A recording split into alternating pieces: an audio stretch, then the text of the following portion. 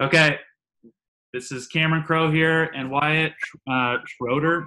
I don't actually know how to pronounce your last name. It's pronounced Schroeder. Schroeder, great. But it's annoyingly confusing because it looks so confidently like Schroeder, but as it turns out, that's a trick. It's Schroeder. Okay, good. I don't normally address you as Wyatt Schroeder, but that's good to know. Let me make sure this thing is, yeah, we're recording. Okay, so hello, viewers. We are here with Make Idaho Better to talk about survey results. But before we do that, I'm going to tell you what the hell is Make Idaho Better in case you don't know already. Make Idaho Better is designed to be the easiest way to be a part of state and local solutions in Idaho. So there's a lot of ways you can get involved in stuff, but I tried to make this the easiest way. So with surveys, public results, and my analysis, you can have your voice heard on state and local issues, and hopefully that can make a difference by bringing that to leaders and experts that can do something about these issues and helping them understand what people think. So if that's of interest to you, then you can click this Do Your Part button and join our mailing list, and that's how you can get the surveys. Now, please do it right now. Hit pause on the video, click some buttons. Join Cam's efforts. I'm going to need to figure out how to do that thing now on YouTube videos where it says, like, click this link to sign up now. I don't know how to do that. Yeah, I always like where you point, like, hey, subscribe right here in the top right. Yeah, maybe someday I'll get that pro, but probably not. Anyway, so about a month ago, well, no, longer than that, November, we did a homelessness survey. So Wyatt and I collaborated on this, and we asked many of you, well, maybe not you watching this video, but many of our subscribers, what they think about this as a topic. So on all of our surveys, and you can find all the surveys here, there's a page that has basically a jumping off point to all the resources. So here you can find a copy of the exact survey, how it was presented in a PDF format. Here you can see all the results, and that's one thing that's cool about Make Idaho Better is all the results are public. So if you take a survey, you can see what everybody else said too. So this is what we're going to spend most of our time talking about, getting Wyatt's point of view and discussing kind of what we think this means. My analysis is this another thing I do on every survey is public. You can follow this link. It looks like this. There's a walkthrough video and table of contents, and basically I show kind of what's below the surface. We're going to talk about the overall views, but sometimes I'll break it down and kind of overlay questions over each other and see what's below the surface. And then here, expert interviews. This is where we'll be posting this video. And there's going to be another one next week as well with a couple other local leaders. And without further ado, there's always GIFs, by the way. GIFs. Do you think always they're GIFs or are they GIFs? I say GIFs, but I think it's etymologically pronounced GIFs. You know what? I agree, but I like the way GIFs sounds better. So because it's a hard G. Yeah, but I'm gonna say GIF. Yeah, interviews are all on this tab. I'm hoping to get a lot more of these this year. This was something I didn't do a lot last year as we got started, but hoping to do more. Without further ado, Wyatt, who the hell are you? Well, I want to start here. Cam, the videos I've seen of you, you are usually supporting a Make Idaho Better hat or a RIP, Make Boise Better hat. So should I be offended at all that you didn't go hat on this thing? Or you wanted to just make me feel comfortable for the amount of hair that I've lost? I think we should be bald on camera together. I don't want to subject you to it on your own. We just want to remind them still most of Boise is just white bearded dudes. Exactly. This is the demographic that, pretty much everybody is. Yes. Kidding. So I rebranded. So this is vintage now. It's not legit. You that's the OG hat, but you don't have the new hats yet. I ordered them yesterday. So. Okay, I'll wait. So that's why all the right. videos lately are like backwards. So yeah, that's why. But yeah, I think the bald solidarity is probably, or not quite bald, but balding solidarity is going to be my approach here. Thank you for the support. Well, you asked a very simple question. Who the hell am I? I am Wyatt Schroeder. I'm currently the Executive Director of Catch, an organization that works to end homelessness here in the Treasure Valley. We're an organization that's about 10 years old and has been using a model called Housing First, which we'll probably talk about a little more in its work to end homelessness. So we're getting people rapidly as possible off the street in a permanent housing with a lease in their name and giving them the supportive services they need to stay there long term. I've been in this role for 4 years, and I'm actually transitioning. So in a month from now, I'll be joining the city of Boise, joining the mayor's team as the Director of Community Partnerships for the city of Boise, still working on homelessness, still working on affordable housing every single day, but also beginning to work more on refugee issues and neighborhood initiatives. So I'm excited to talk about this. This was in the works for a little bit. Cam and I got to know each other and really wanted to do a deeper dive on what people thought about homelessness. I think a lot of our conversations, people probably wonder, I know people are really curious about this, but our personal conversations between the two of us actually are a lot like this, where we sit there and analyze what people think, why they think it, and why they don't think some other things. That's so this is pretty apropos.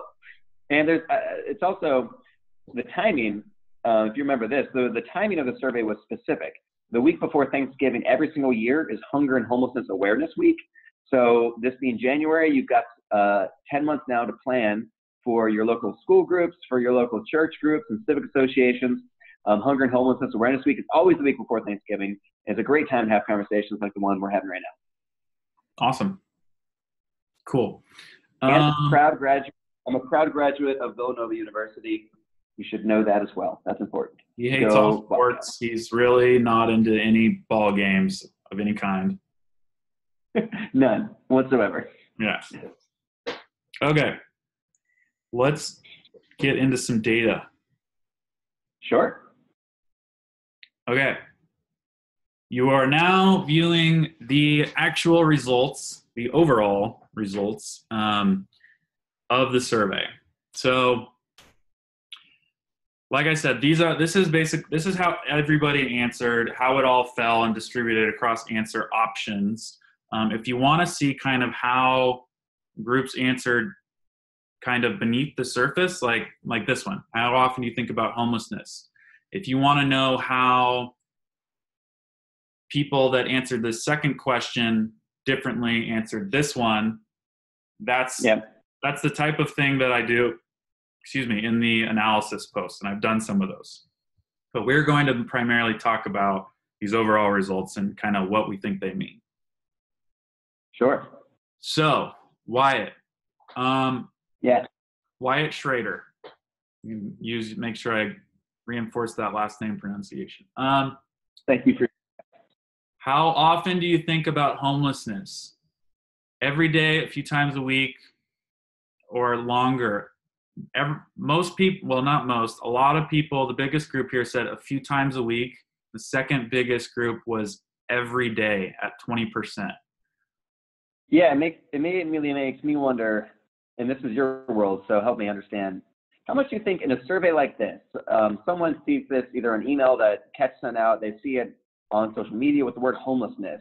I mean, what kind of self-selection bias do you think gets colored into moments like that, of the people that select it do think about homelessness a lot, and that's why they want to answer this question? Yes, I was expecting you to answer that. So I was pulling up kind of how many responses we got from a few different survey collectors. So this web link is what went out via email to our subscribers. And then the Facebook is kind of what I sent out via Facebook via Make Idaho Better. And then Catch sent this out as well, and 72 responses came from that, which means you got $72 in credit. Nice. Research credit. That's the deal with Make Idaho Better. If you get responses, that counts towards future premium services. So my take on this was that um, most of the catch people are probably like biased towards really caring Yeah. about homelessness, like thinking about it a lot. Um, I would guess that the Facebook people, I target ads towards people that basically care about like community issues, or like volunteering or like social good, those types of things. So those people are probably more likely to be interested in homelessness. Now the email list is sent out to basically people that have subscribed to get all the different surveys from Make Idaho Better. So I think those people are the least probably predisposed to care about homelessness as an issue. But yeah, this is a good question because these like our surveys aren't random samples. We're not calling like, random digit dialing people in Idaho and just talking to random people. These are people that cared enough to answer a survey. So there's probably there's definitely, we're likely to hear from people that have a stronger interest in this than like an average Idahoan, I would say. Yeah. Which I think is really interesting, especially as a colorist question too. I was probably most surprised by this. Have you or someone you ever experienced, have you ever known anyone experienced homelessness? And, 2/3 almost of folks saying yes. Like that, I didn't think that number was going to be an inconsequential number, but I did not expect 2/3 to say yes. And what so number do you think you would have expected? It's such an isolated population. Experiencing homelessness, it's such an isolated population. So I call where we work here as like the campus. We've got us here. We've got Boise Rescue Mission has 2 shelters around us. Interfaith Sanctuary is right next door. The Housing Authority is just 2 blocks down the street. So we are very cordoned off. And this is a part of town that I've heard people refer to as quote unquote the ghetto or that area. There's a lot of stereotypes that even in the place where Catch works, which as someone who's from Philadelphia and has worked in other major cities, like this is not a bad area. This is not as scary as some people might think. And so experiencing homelessness is an interesting thing because I wonder how wide the definition other people think. So we play this game in our work a lot, and it's a terrible game to have to play. But what does experiencing homelessness actually mean? Does someone who's couch surfing count as experiencing homelessness? I would say yes. Maybe you would say yes, Cam. But the federal definition actually says no, or at least the definition by Housing and Urban Development. The Department of Education disagrees, and education schools around the country say, yes, if you're bouncing around from couch to couch, you're experiencing homelessness. So I'd be interested in some data that we just don't necessarily have here of like the qualitative side of this, of what do you think homelessness is? Like how broad of a basket is that word? Because I think that word is broader than we would potentially mean, and that's okay. I think that's a healthy disagreement that we can have as community. Yeah, but I think you're seeing some of that in here in that data. Right. Well, and we did. Remembering now, there's a question in here. We asked kind of like, what image comes to mind when you think of somebody experiencing? For that reason. Yeah. Right. Yeah. So I was also blown away by this, but I was really excited to know we had so many responses that are respondents that have experience, either direct or indirect experience with homelessness, because to me, that was probably the most interesting thing to look at, how perceptions and answers were different based on whether or not you've known someone. And that's why, a lot of the stuff in here, like I did that segmentation. So this was like, I think here it was like, obviously you think about homelessness a lot more if you've known someone that experiences homelessness, or you do yourself, than if you have never, which makes sense. Yeah, I think seeing that crosstab is so true. I mean, and it also just fits with wider research on if you know someone who identifies as homosexual, you're more willing to be open about equality and gay rights. If you know people of color, you're more willing to be open about equality. And so I think you see that in homelessness as well, is it's a very stereotyped population. But if you know someone who's been on the brink, well, it demystifies it in a really big way. Right. Totally. Okay, let's move on to the next one here. How likely this was also very interesting. Yeah. How likely is it that you or someone you know could experience homelessness in your lifetime? So this one is a little, I think, colored by the fact that there's already a really big group that them or someone they know has already experienced it in their lifetime. So, but this number, 62% saying likely or very likely. Okay, that matches roughly people that have already experienced it. But if you factor in, I was surprised by it a little bit, just because I could see a lot. I'm fortunate enough to speak to a lot of folks about this issue in my career, and I do find that a lot of people have known someone, but that person they didn't really know that well. It was someone who came to their church a couple times. It was maybe that one time they volunteered, and so there was I think for a lot of folks, even though they've known someone and that experience was very meaningful to them, there's still a distance, like a healthy distance they have from the population. So if I had to guess, I would have seen this been a lot more of an even distribution, because people would then, in this question, I think more of their friends and family. But I'm very happy to see this, because the reality is, unfortunately, that yes, we have CEOs that we've served before, that have fallen, and the data just that a lot of in the middle class are one paycheck away from not being able to afford our rent is like really scary. And I think the recession especially taught a lot of us about this. So I was happy to see those two numbers line up, actually. Yeah.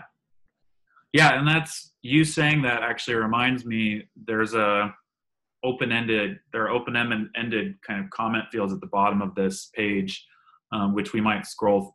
We probably won't go through it, but you can check those out. And that was actually what a lot of people were saying is like, I have a good job, but I am just a couple of paychecks away from not being able to pay for my housing anymore, which was, which is, I think, scary for a lot of people. I mean, especially with rising rents. I mean, rents are up roughly like 30% every single year in the last couple of years here in Ada County. So, and wages are stagnant. Wages are growing kind of a little bit in Ada County, but by like a couple percent. So the distribution of your budget is just getting squeezed in a huge way. Right. Totally. Okay. So this is like another context question. How significant of a problem is homelessness where you live? And we didn't say in Boise or in Ada County, because this went out to all of Idaho. And I think it was about 40% of our respondents that were actually outside of Ada County. So yeah, we asked somewhere down in the data. Yeah, actually, we can skip to that. Ada County is 63. So next biggest looks like, oh, it doesn't tell me. That's a really ugly chart. I give up. Twin Falls County had 5%. That was probably the largest next. Oh, actually, yeah, it's below, I think. Yeah. Canyon County, which is, for everyone that doesn't know, is right next to Ada County, so that makes sense. Because I started in Boise better, so Kootenai County, Bonneville County. Mostly Ada. Right. All right, let's go back to where we were. Sorry if anybody got sick with all that fast scrolling. Okay. So knowing that so many people said they know somebody that's experienced homelessness, to me I would expect people to say this is a big issue if a lot of people have known somebody. Do you agree with that? Yeah, this question bums me out a little bit. This is where my bias comes in, because if we have 10 people experiencing homelessness, it's still an extremely significant issue, because those 10 people, the data is the research is so unequivocal about the level of trauma they're experiencing. But I work in this, so obviously I think it's extremely significant, because I work in it, and I want to, right. I'm probably not say the thing I work on for every day is not significant. But yeah, I'm with you. I would have thought that this would have been a lot more people saying very significant, maybe not extremely, because I think there's also a bias here of people that maybe are moving from Seattle or maybe moving from San Diego, and they've seen huge populations experiencing homelessness, and maybe they're comparison shopping in a question like this.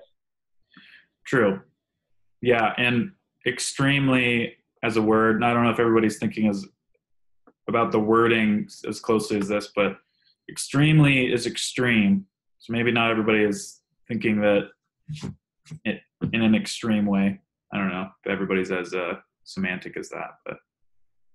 Well, yeah. Since we're on semantics, you'll notice this in the way these questions are worded and our language here, for those playing the home game. We at Catch and others really believe in people first language. You won't hear us say homeless people, because that just, people identify then with their condition. And we want to admit that homelessness is temporary. And so you'll hear us say people experiencing homelessness. And so you'll see that in the way these questions are worded as well. That's a good clarification. Okay. Yeah, this is worse. Yeah. Worse. Do you agree? Yeah, it is getting worse. It's getting worse also again in places where most migration is happening. It's getting worse in the West Coast. It's actually not getting worse, depending on what data you look at, and this is an interesting thing. Homelessness is stagnant the last 2 years around the country, but it's actually down 15% in the last 10 years in the country. Now, that doesn't mean it's down everywhere, and it's not down here. But it's also not probably getting as worse as people think. Yeah. What do you think about these two people that said much better? Do you think that like is a plausible? Do you think somebody's just flat out wrong, or like is there an angle where it actually does appear that it's getting much better, or like? I think our response system is getting much better. So if people were interpreting this question at all to say, are we getting better at addressing homelessness? I would say yes, personally. I think we got organizations like Catch that are starting to step outside of ourselves. We've got huge projects like New Path Community Housing that open up here in Boise, huge partnerships like Our Path Home, which is 35 partners. Like we're, to me, like objectively getting better at work on homelessness. But the problem is, in terms of pure numbers, getting worse. And we have to embrace that. And also, you're constantly seeing shifting populations you're serving.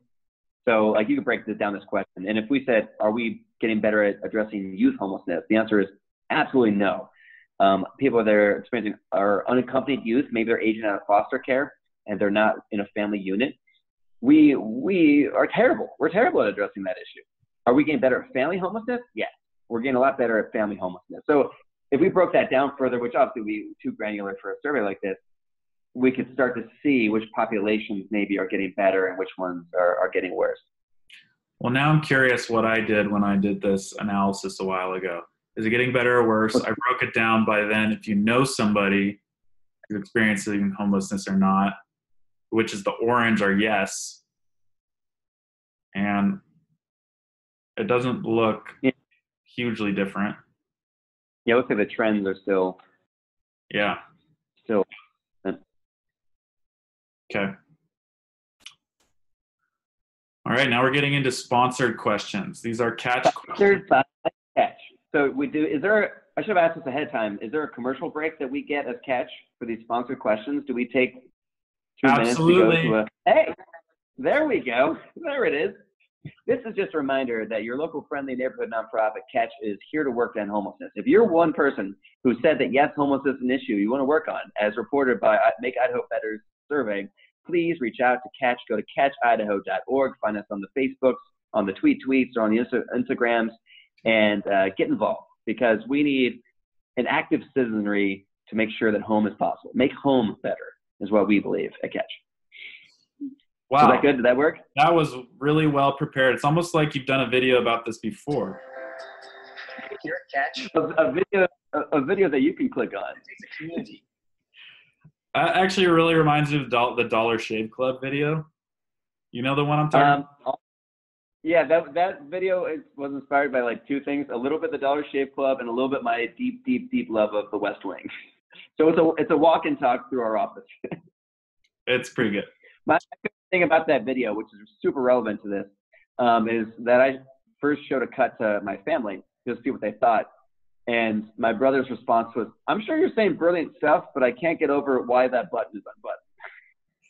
Why this button? Yeah, why is that two button buttons?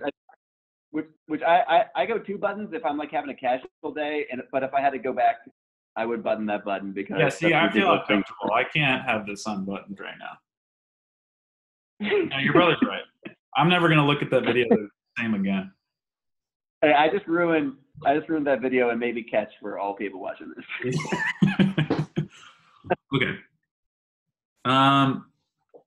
Homelessness is a choice. I think I twisted your arm into asking this. Yeah, I was about to give you credit for this. I think Cam really wanted to do something that was, I forget the way he said it, but hard hitting, a little controversial, and really just get people to take a hard stance on something, which I really appreciate. I'm never pushing back on you, and this is a constant thing, and anyone who's done surveying knows where we're both coming from, because I remember saying, I don't know what to do with people's responses if they say yes or say no, because we have an opinion on this, right? Like, as terrible as it sounds, there's certain questions like this that aren't going to change Catch's mind. Like, we objectively don't think homelessness is a choice, and there's no amount of survey data that's going to make us think that. But I like that you really pushing us to say, no, it's not about that. It's about what other people are, where they're at today, so that we know how to respond to it. We know how to say. And so I was happy to see that most people said, no, it's not a choice. Yeah. Yeah. And to me, this is a question that the way you answer it, I think maybe says a lot about, or is an indicator on your worldview. So like, this is actually like, when it comes down to segmenting results, like I would expect if you said, you were in agree or strongly agree, your views would diverge quite a bit than disagree or strongly disagree. But that's interesting too, because that's an assumption. Like actually checking it and seeing if it's true or not, I think is interesting. And I can't remember if I actually did that choice. So yeah, I did looked at kind of, do you think it's a choice if you've known somebody? And definitely like twice as many people, or the proportion of people that said strongly disagree was twice as high if you know someone that's experienced homelessness. And to me, that I would rather take those people's word. Like, I actually was one of the few that said I don't know someone that has experienced homelessness.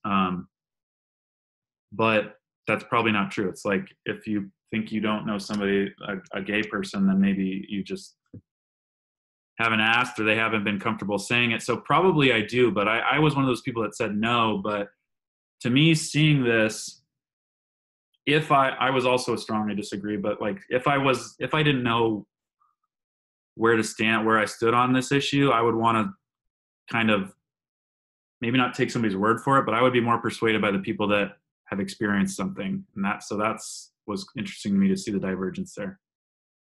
And it's interesting sometimes, and this is purely anecdotal, but you'll be out there chatting with folks, and they did know someone who experienced homelessness, and sometimes there's a burden of knowledge.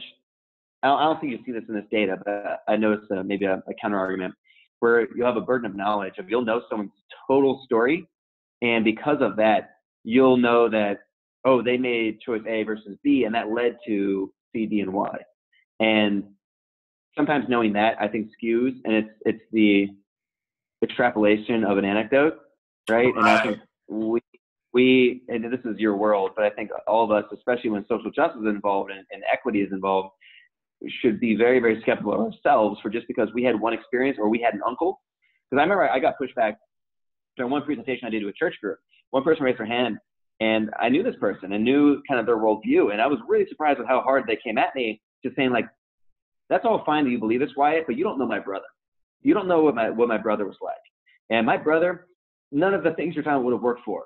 And you have to be honest with, like, it's true, maybe it would have worked for your brother, but that's no way to build a system, And I think that's really tough. Sometimes you're so close to it that you can't actually build a worldview out of it, even though we try. Yeah. Yeah. That's a good point. Really good point. Okay. So this one leads, this is, I think, really interesting because this gets to what we were talking about earlier, is what is homelessness? A very simple question, but one that's incredibly complex. And we all, if anyone's ever like followed narrative therapy, we all have these narratives in our mind that build these stories. We are incredibly susceptible to storytelling, which is why that last point we just made about anecdotes is so powerful. We're all susceptible to a good story. And so this is super interesting of what story are people telling themselves about what homelessness is, and we're biased by sight. People on the street who are unsheltered, who are not staying in a emergency shelter for one reason or another, usually for very good reasons, they are more likely to be adult males. So it's, I think, easy for us to see that and make a conclusion. But, 40% roughly of the nation's population experiencing homelessness are families. 40%, and it's the fastest growing section. For women, for instance, domestic violence is the leading cause of homelessness. And so this is very just interesting to see it. I was very, very, very surprised to see so few, only 10 people saying a child. I thought a lot more would have been that. Yeah. 10 people. Yeah. So what did you think you were going to see in this chart? Yeah, I would have thought no one would have said young adult. I thought it was going to be almost exclusively children and adult males. I think that's the story we tell. I think the stereotype is that it's an adult man, which, yes, adult men experience homelessness. But I would have expected many people to say family, many people to say veteran, no one to say adult female, which basically no one did, and young adult. Yeah. Okay, cool. Causes of homelessness. Now this for me is probably the most interesting thing. Wow. Like okay. This says a lot. Like this, I love this question because, one, because Ketch has an opinion on it. I've got an opinion on it. The research has an opinion on it. And also it's got a very, very tricky word that no one, I think, spends much time thinking about, of cause. Like what is cause? Like at Ketch, we talk a lot about the difference between risk factors and causes of homelessness. And so at Ketch, for us, now this is going to like throw a lot of people, but there's only one cause of homelessness, and that's loss of housing. Because did your mental illness directly lead to your loss of housing? Probably not. Is it a risk factor for your loss of housing? Absolutely. Did your substance abuse directly lead to your loss of housing? Probably not. Is it a huge risk factor for your loss of housing? Yes. Domestic violence, I think, is one you can actually make an argument that did directly cause your homelessness because you're choosing to leave an unsafe home because it's safer to experience homelessness than stay in that home. But a lot of them don't directly lead to losing housing necessarily, especially with eviction rates the way they are, and the fact that we live intersectional lives. People might be having a lot of issues, or just you see poor work ethic, and it's actually someone's mental illness coming as a behavior. So like these all interact in such an interesting way that it's just always interesting to see data about causes. Another reason why we at Ketch make that distinction is in social work, you are ethically bound to work on causes. And this is huge. This is absolutely huge in our world. You're ethically bound to work on causes. So what does that mean? If you think someone's substance abuse is the cause of their homelessness, you're ethically bound to make sure they're clean and sober. So if you do that, then you are doing what we did for 30 years in this country and still do too often in Idaho, which is you work on all these issues except for the loss of housing. So you're trying to get someone clean and sober. You're trying to have them live more healthily with medical management. You're trying to get them maybe a GED. You're, trying to get them to do some court advocacy work to, through drug court, something like that. You're doing everything but solving their homelessness. And the research will show you that the stats, the effect of that is that we don't solve homelessness. There's no such thing as medical management on the street. There's no such thing as, improving your criminal record by just staying homeless no longer. We have to solve things in the right order. And so it's a process called Housing First, which you can read a ton about. I don't know if there's a link section somewhere that I can point to that we can maybe click here to learn more about Housing First. And Housing First is the best Go strategy to to this fight homelessness. place. Somewhere Yeah, there on you go. here. Go there. Idaho.org and learn more about that right there, Housing First approach. Yeah. And so that's, I think this like brings out this question more than any other question, brings out people's bias. Yeah. So obviously you would hope that this one would be higher, though it's pretty high. That was a lot higher than I would have expected. Do you think it'd be like in the middle or to the lower end of the rankings? Yeah, I would have thought it'd be below criminal behavior. Mm-hmm. So for everybody, this is kind of a weird chart because it's like a weighted average chart. But the longer the bar is, the higher you ranked it. So on average, across everybody. So the lowest here is poor work ethic, which I would guess the people that would have ranked that higher are the people that maybe think that it's a choice. Yeah. But that was not really present here. Is there one that you were surprised by loss of housing? Was there another one that you were particularly surprised by? I mean, it's weighted kind of high, but I would have expected to see increasing rent a lot higher, especially because I think increasing rent hits a lot of people. Like that's one of those things. The housing market affects all of us, and I think housing brings out a lot of equity questions. But the reality is, it's also a compassion thing. Like we can all feel the increase in rent in some way or another, or maybe know someone who's feeling it. So I would have expected increase in rent to be higher. Yeah. Okay. Let's see. But I think it also leads to this next question of, okay, if you believe these things, if you think that mental illness, let's say, is the cause of homelessness, another way of asking, I think, a different prism of that same question is like, all right, well, do you think that are there people we should not work with? Are there people that, if you think it's a choice and you think of someone who is a drug addict, should we even work with them? Should we disqualify them from services? And so it's great to see that most people said no. I'm also really surprised. I mean, criminal background, because we said misdemeanor and felony, correct? Yeah. So this one is, felony is this one, and then misdemeanor is the one that you can't even see the bar there because only one person voted. Only one person said misdemeanor. 10% said felony. Drug use, which we do hear. So that's the highest. That's of something that should disqualify you. Mm-hmm. I'm looking through the qualitative answers right now and other. Yeah. One of them. Those are down here, by the way. Or wait, no. You're thinking of other here. Yeah. Yes. Yeah. So you can check those out. Quite a few of them. Also, one other said none. A couple of them said none, but that's just people. Yeah. I'm seeing a lot in the other. You see a lot of. I think people just kind of taking one of these and adding another qualifier. Where I believe in violent felonies shouldn't be allowed, or sex crimes shouldn't be allowed, or this person says active drug use, not past use. Only one person said it, but there's a lot of this feeling in our work in social services, which is not participating in making a positive change.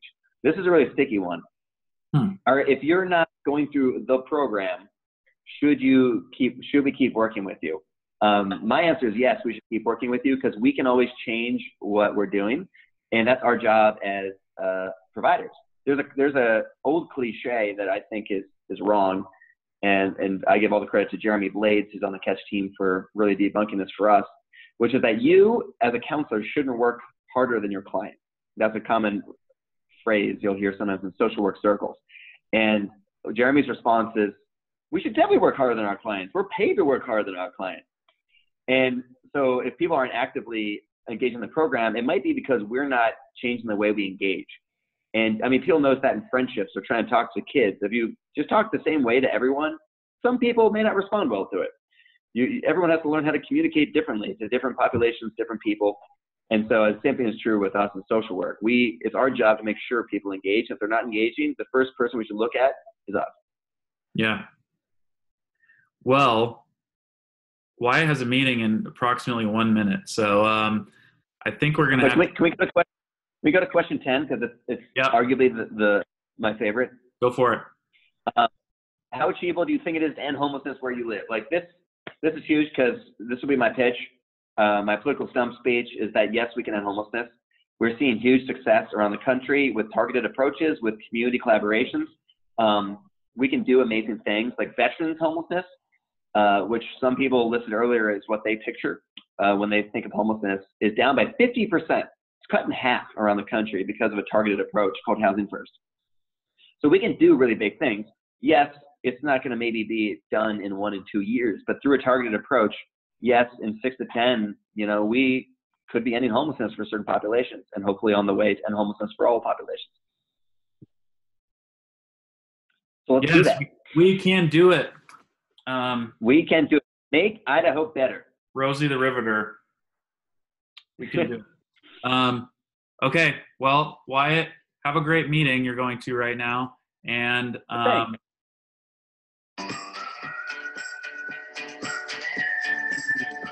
bye-bye. Stay tuned for next time. Bye, Wyatt. Thanks. Thanks, Cam. Thanks, everybody.